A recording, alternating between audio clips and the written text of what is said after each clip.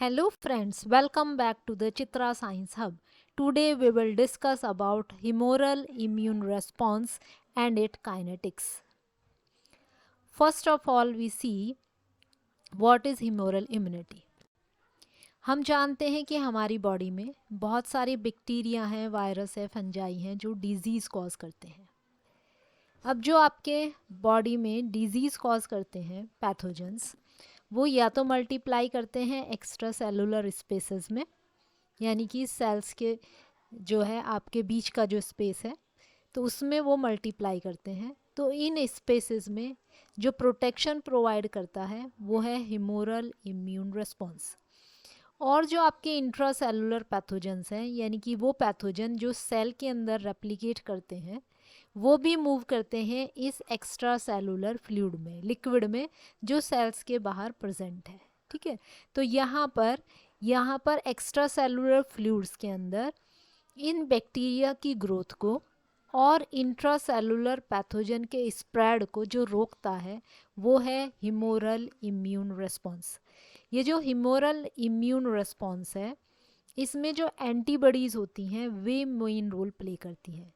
Antibodies क्या हैं, ये हमें पता है कि आपकी जो बी सेल है, लिम्फोसाइट, बी लिम्फोसाइट, जब ये किसी एंटीजन से बाइंड करती है तब ये एक्टिव होती है। एक्टिव होने के बाद ये अपना नंबर बढ़ाती है, फिर ये डिफ्रेंशिएट करती है प्लाज्मा सेल में और मेमोरी सेल में।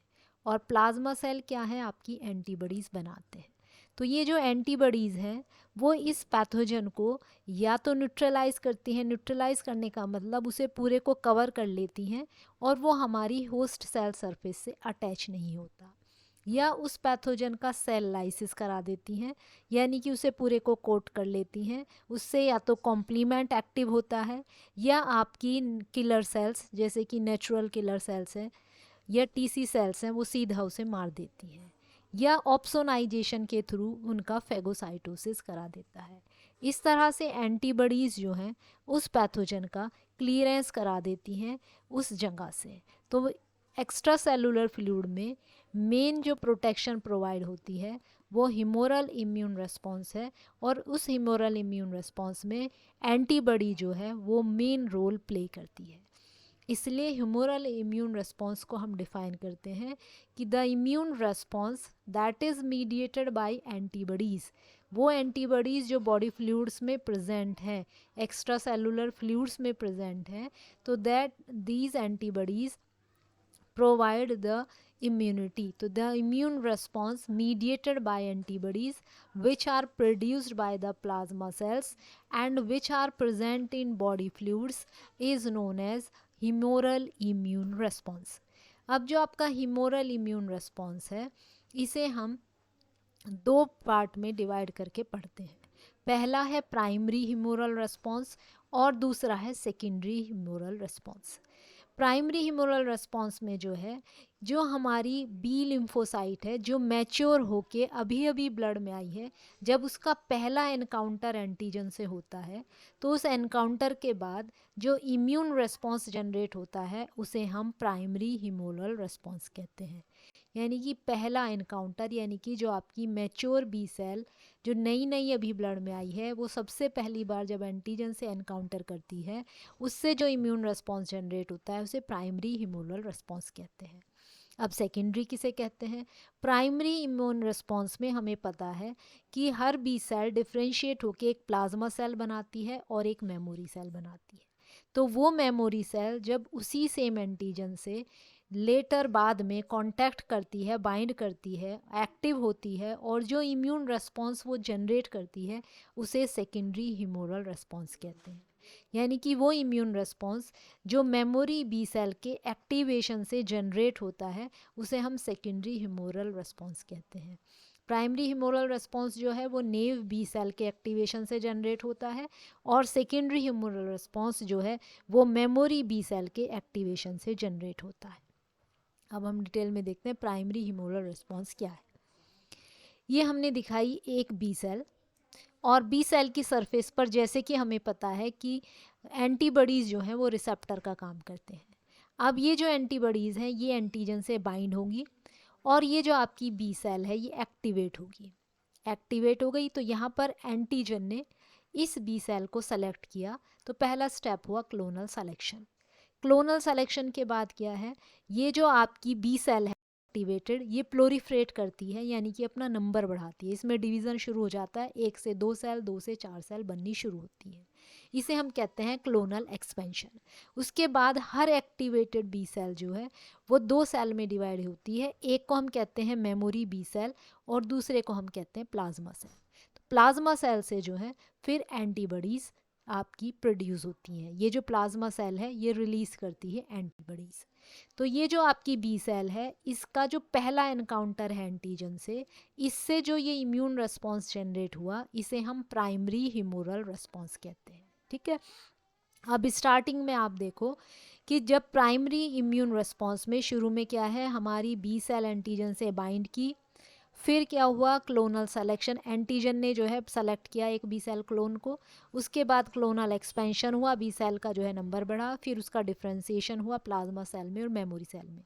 इस स्टेज तक, यहाँ तक जो है हम कहते हैं लैग फेज। लैग फेज का मतलब लेटेंट फेज। यहाँ तक बी सेल की कोई भी प्रोडक्ट आपकी बाहर दिखाई नहीं देगी, तो इस फेज को हम कहते हैं लेटेंट फेज और लैग फेज। तो लैग फेज में क्या है, हम जो है प्राइम एंटीबॉडी कितनी प्रोड्यूस हुई इसे स्टडी करते हैं हम काइनेटिक्स से। तो काइनेटिक्स जो है प्राइमरी ह्यूमन रिस्पॉन्स की, ये मेजर की जाती है कि आपके सीरम में एंटीबॉडी का लेवल कितना है। तो हमने पहले राइट हैंड साइड डायग्राम में देखो 10 एंटीजन लिखा हुआ है, इसका मतलब है primary encounter with the antigen. सबसे पहला एनकाउंटर बी सेल का एंटीजन से हुआ, होने के बाद शुरू में देखो ये हमने दिखाया लैग फेज। इस लैग फेज में क्या है, आपकी बी सेल एक्टिवेट होगी, क्लोनल सेलेक्शन होगा, क्लोनल एक्सपेंशन होगा और बी सेल डिफ्रेंशिएट करेगी प्लाज्मा सेल में और आपकी मेमोरी सेल में। तो यहाँ तक कोई भी एंटीबॉडी नहीं बनी है, तो इसे हम कहेंगे लैग फेज। यहाँ सीरम में हमें कोई भी एंटीबॉडी दिखाई नहीं दे रही। इस एक्सिस पे, वाई एक्सिस पे हमने लिया है एंटीबॉडी कंसंट्रेशन और एक्स एक्सिस पे लिया है एंटीजन देने के बाद का टाइम, यानी कि टाइम आफ्टर इम्यूनाइजेशन। तो सबसे पहले जो है आपका लैग फेज आएगा, जिसमें कोई भी एंटीबॉडी आपके ब्लड में डिटेक्ट नहीं होगी। ये जनरली आपका आपका 10 डेज का होता है। उसके बाद क्या है, आपकी प्लाज्मा सेल ने एंटीबॉडीज़ बनानी शुरू कर दी, तो आपकी एकदम से इंक्रीज होगा एंटीबॉडी लेवल में, ये आपका कहा जाएगा लॉग फेज। लैग फेज के बाद क्या आएगा, लॉग फेज, जिसमें जो है एंटीबॉडी लेवल जो है वो एकदम से बढ़ेगा और पीक तक पहुंचेगा। ये पीक तक यहाँ पहुंचेगा आफ्टर 14 डेज। उसके बाद क्या है आपका, यहाँ पर जो ये एंटीबॉडी है, अब ये एंटीबॉडी जो है फर्दर कोई भी फर्दर एंटीबॉडी नहीं बनी, जितनी भी प्लाज्मा सेल बनी थी उन्होंने एंटीबॉडी बना दी। तो यहाँ पर आएगा ये प्लेट्यू पीरियड। प्लेट्यू पीरियड में एंटीबॉडी का लेवल जो है ना बढ़ेगा ना घटेगा। उसके बाद आएगा आपका डेक्लाइन फेज। डेक्लाइन फेज में क्या है, एंटीबॉडी का लेवल सीरम में घटेगा, क्योंकि एंटीबॉडी जो है वो एंटीजन के क्लियरेंस में लग जाएगी। एंटीबॉडी जाके एंटीजन से जुड़ेगी और उसका क्लियरेंस होना शुरू हो जाएगा, या एंटीबॉडी खुद जितना उसका लाइफ टाइम है उसके बाद वो मेटाबलाइज हो जाएगी। तो प्राइमरी ह्यूमरल रेस्पॉन्स में सबसे पहले आएगा लैग फेज, जिसमें कोई एंटीबॉडी नहीं बनेगी। फिर आएगा लॉग फेज, जिसमें आपकी एकदम से इंक्रीज होगा एंटीबॉडी का। फिर आएगा प्लेट्यू पीरियड और उसके बाद आएगा आपका डेक्लाइन फेज। अब इसमें देखें जो एंटीबॉडीज बनती है वो सबसे पहले यहाँ ग्रीन कलर में देखो सबसे ज़्यादा आईजीएम बनती है। तो आईजीएम जो है वो प्रीडोमिनेट करती है और उसके बाद फिर दूसरी एंटीबॉडी बनती है आईजीजी। इसे हम क्लास स्विच कहते हैं, पहले एक क्लास की एंटीबॉडी बनना, फिर दूसरी क्लास की एंटीबॉडी बनना। अब प्राइमरी ह्यूमरल रेस्पॉन्स में आईजीएम देखा हमने कि सबसे पहली एंटीबॉडी है जो सिक्रीट होती है, उसके बाद आईजीजी और उसके बाद और क्लास की एंटीबॉडी सिक्रीट होती है। अब जो एफिनिटी है एंटीबॉडीज़ की वो प्राइमरी रेस्पॉन्स में लो से मॉडरेट होती है। एफिनिटी का मतलब है चाहत। एंटीबॉडी जो है अगर हाई एफिनिटी होगी तो एकदम, अगर कम कंसंट्रेशन भी है एंटीजन की तो उससे वो फटाक से बाइंड कर जाती है। लेकिन अगर एंटीजन की कंसंट्रेशन कम है तो लो एफिनिटी में एंटीबॉडी जो है वो इतनी फास्ट उससे बाइंड नहीं करेगी। अब मेमोरी सेल्स जो यहाँ पर बनी है प्राइमरी इम्यून रिस्पॉन्स में, प्राइमरी ह्यूमरल रिस्पॉन्स में, वो यहाँ डिवीज़न उनका बंद हो जाएगा और वो सेल साइकिल के G0 फेज़ के अंदर एंटर कर जाएगी। अब ये बी सेल तब एक्टिव होगी जब ये एंटीजन दोबारा आपकी बॉडी में एंटर करेगा, सेम एंटीजन। अब हम देखते हैं सेकेंडरी ह्यूमरल रिस्पॉन्स क्या है। प्राइमरी ह्यूमरल रिस्पॉन्स में हमने बताया कि एक्टिवेटेड बी सेल जो है वो दो टाइप की सेल में डिफरेंशिएट होती है, मेमोरी बी सेल और प्लाज्मा सेल। ये जो मेमोरी बी सेल है, यहाँ देखिए राइट हैंड साइड डायग्राम में, ये जो मेमोरी बी सेल है ये सेम एंटीजन से दोबारा इंट्रैक्ट कर रही है, तो एक्टिवेशन हुआ मेमोरी बी सेल से। तो मेमोरी बी सेल का एक्टिवेशन जब सेम उसी एंटीजन से होगा तो जो इम्यून रिस्पॉन्स जनरेट होगा उसे हम सेकेंडरी ह्यूमरल रिस्पॉन्स कहेंगे। इसे हम सेकेंडरी भी कहते हैं और एनेमनेस्टिक इम्यून रिस्पॉन्स भी कहते हैं, क्योंकि इस वर्ड का ग्रीक में मतलब होता है रिमेम्बरेंस, यानी कि याद रखना। अब देखते हैं इसमें और प्राइमरी में एंटीबॉडी काइनेटिक्स में क्या डिफरेंस आता है। तो सेकेंडरी ह्यूमरल रिस्पॉन्स की अगर हम काइनेटिक्स से स्टडी करें और इसे कंपेयर करें प्राइमरी एंटीबॉडी रिस्पॉन्स से, तो आप डायग्राम में देखिए, यहाँ पर हमने प्राइमरी एंटीजन से एनकाउंटर हुआ बी सेल का, यहाँ पर हमने पहले एंटीजन दिया और यहाँ पर हमने दोबारा सेम एंटीजन दिया। तो सेकंड में देखो यहाँ पर लेग फेज जो है वो बहुत घट गया। पहले लेग फेज जो है वो आपके 10 डेज के करीब था, यहाँ पर 1 या 2 दिन का आपका लेग फेज होगा। लेग फेज के बाद जो लॉग फेज है वो ज़्यादा आपके मैग्नीट्यूड का होगा। यहाँ पर देखिए ये कितने का मैग्नीट्यूड का, यहाँ जो एंटीबॉडीज़ बनेंगी वो ज़्यादा बनेंगी। ये इसलिए होगा क्योंकि मेमोरी बी सेल्स की पॉपुलेशन ज़्यादा है, तो ज़्यादा प्लाज्मा सेल्स बनेंगी, ज़्यादा प्लाज्मा सेल्स बनेंगी तो एंटीबॉडी जो है वो ज़्यादा निकलेगी। अब एंटीबॉडीज़ क्योंकि ज़्यादा है तो यहाँ पर जो है प्लेट्यू पीरियड जो है वो ज़्यादा देर का होगा। उसके बाद फिर आपका वही डेक्लाइन फेज आएगा। इसमें जो एंटीबॉडी प्रीडोमिनेट करती है वो आईजीएम से दूसरी होती है। प्राइमरी में जो है पहले सबसे ज़्यादा अमाउंट जिस एंटीबॉडी का होगा वो आईजीएम होगी, और सेकंड फेज़ में जो है वो आईजीएम से दूसरी होगी आपकी, जैसे इसमें आईजीजी है। यहाँ जो एंटीबॉडीज़ बनेगी वो ज़्यादा एफिनिटी की होंगी compared to primary immune response.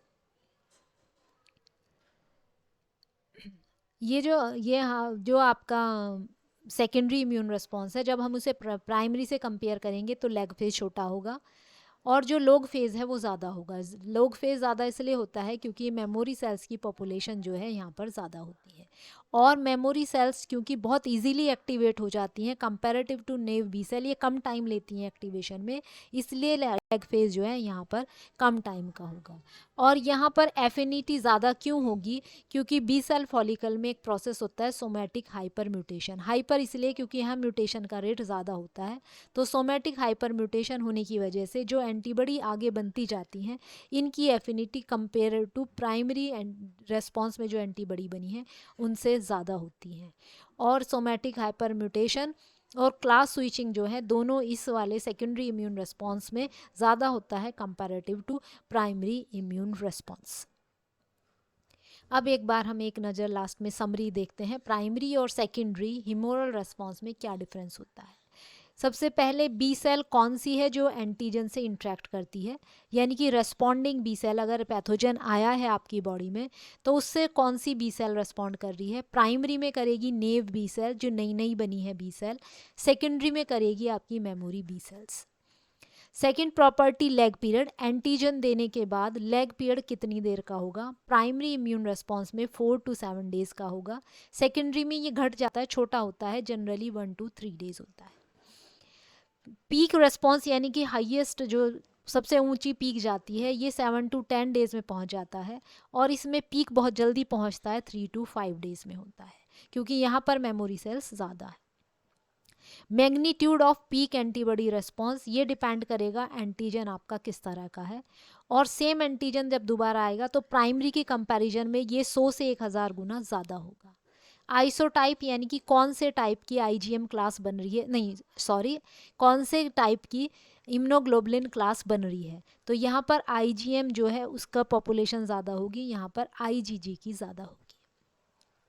अब है एंटीजन थाइमस डिपेंडेंट और थाइमस इंडिपेंडेंट। ये क्या है, वो एंटीजन जिसमें बी सेल एक्टिवेशन के लिए टी हेल्पर सेल की ज़रूरत पड़ती है उसे हम थाइमस डिपेंडेंट कहते हैं, यानी कि वो एंटीजन जो बी सेल को एक्टिवेट तब करेगा जब आपकी हेल्पर टी सेल जो है वो साइटोकाइन रिलीज करेगी, तो उसे हम थाइमस डिपेंडेंट कहते हैं, यानी कि टी हेल्पर सेल की ज़रूरत है बी सेल के एक्टिवेशन में। तो प्राइमरी इम्यून रिस्पॉन्स जो है वो थाइमस डिपेंडेंट और थाइमस इंडिपेंडेंट दोनों एंटीजन से आपका जनरेट होता है, लेकिन सेकेंडरी इम्यून रिस्पॉन्स जो है वो थाइमस डिपेंडेंट एंटीजन से ही जनरेट होता है। यहाँ एंटीबॉडी की एफिनिटी लो टू मॉडरेट होती है, यहाँ एंटीबॉडी की एफिनिटी जो है वो हायर होती है। This is all about moral response. Thank you.